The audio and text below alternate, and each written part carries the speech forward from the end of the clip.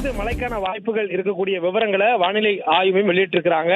தென் தமிழ்நாட்டு பகுதிகளில் வடகிழக்கு பருவமழை மிக தீவிரமடைந்துள்ளது. இதன் காரணமாக தொடர்ச்சியாக திருநெல்வேலி, கன்னியாகுமரி உள்ளிட்ட மாவட்டங்கள்ல மழையினுடைய தாக்கம் அதிகமாக இருப்பதாக வானிலை ஆய்வு மையம் தெரிவித்திருக்கிறாங்க.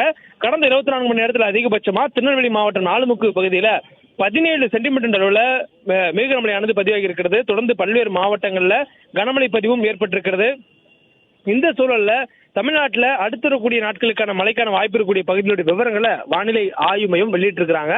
குமரிக்கடல் மற்றும் அதனை ஒட்டிய பகுதிகள் மேல் ஒரு வளிமண்டல கீழடுக்கு சுழற்சி நிலவுகிறது. இதே இடத்துல கேரள கடலோர பகுதிகளை ஒட்டிய தென்கிழக்கு அரபிக்கடல் பகுதிகளில் ஒரு வளிமண்டல கீழடுக்கு சுழற்சி நிலவுகிறது. இதன் காரணமாக தமிழகத்திற்கு மழைக்கான வாய்ப்பு மேலும் அடுத்த 24 மணி நேரத்துக்கு வலுப்பட்டிருப்பதா வானிலை ஆய்வு மையம் தெரிவித்திருக்கிறாங்க. இந்த காரணத்தினால தென் தமிழகத்தில் ஒரு சில இடங்கள்லையும், வட தமிழகத்தில் ஓரிரு இடங்கள்லையும் தொடர்ந்து மழை பெய்யக்கூடிய வாய்ப்பு இருப்பதாகவும் சொல்லப்பட்டிருக்கு. இந்த நிலையில திருவாரூர், நாகப்பட்டினம், திருநெல்வேலி, கன்னியாகுமரி மாவட்டங்கள்ல கன முதல் மிக கனமழைக்கான வாய்ப்பு இருப்பதாக சொல்லப்பட்டிருக்கிறது. இந்த 4 மாவட்டங்களுக்கும் இந்த 24 மணி நேரத்திற்கு ஆரஞ்சு நிற எச்சரிக்கையானது வானிலை ஆய்வு மையத்தால் கொடுக்கப்பட்டிருக்கிறது.